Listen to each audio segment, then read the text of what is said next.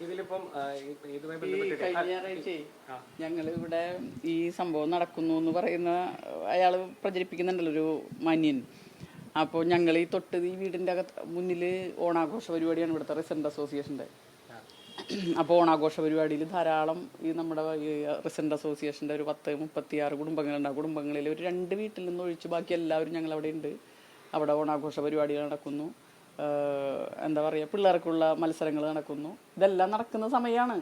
അത് കഴിഞ്ഞിട്ട് എനിക്ക് ഞങ്ങളുടെ സംഘടനയുടെ താലൂക്ക് കൺവെൻഷൻ, അതൊക്കെ എൻ്റെ FB പേജിലുണ്ട്, നടക്കുന്നു. അത് ഉദ്ഘാടനം ചെയ്യാൻ പോകുന്നു. വീണ്ടും തിരിച്ചിവിടെ വരുന്നു. അതിനുശേഷം ഞാൻ ഹോസ്പിറ്റലിലേക്ക് പോകുന്നു. നമ്മൾ ഇതൊന്നും ആരെയും വ്യാഖ്യാനിക്കാനും തെളിവെടുപ്പും ഒന്നുമല്ല. പക്ഷേ ഇങ്ങനെ ഒരു എന്താ പറയുക, വെറുതെ നുണങ്ങട് പടച്ചു വിടുകയാണ് ഇല്ലേ. അപ്പം അതിൽ ഇപ്പോൾ ചില സോഷ്യൽ മീഡിയയിലൊക്കെ നമ്മൾ കാണാറുണ്ട്, അവരുടെ വീട്ടിലെ സ്ത്രീകളെയും കൂടി മോശപ്പെടുത്തണം, അവർക്കെതിരെ എഴുതണം. അങ്ങനെയോ അതൊന്നും ഒരു ശരിയല്ല.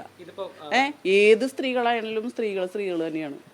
അപ്പോൾ അത് കോൺഗ്രസ്സുകാർ സ്ത്രീകളെ ചീത്ത പറഞ്ഞാൽ ഇവിടെ ശരിയാവും, അല്ലെങ്കിൽ BJP-ക്കാരായ സ്ത്രീകളെ ചീത്ത പറഞ്ഞാൽ ഇവിടെ ശരിയാവും. അതൊന്നുമല്ല. സ്ത്രീകൾക്കെതിരെ, അതിപ്പോൾ ആർക്കെതിരെ വന്നാലും ഒരു സ്ത്രീ എന്നുള്ള നിലയ്ക്ക്, ഒരു പൊതുപ്രവർത്തക എന്ന നിലയ്ക്ക് ഞാൻ പ്രതികരിക്കും.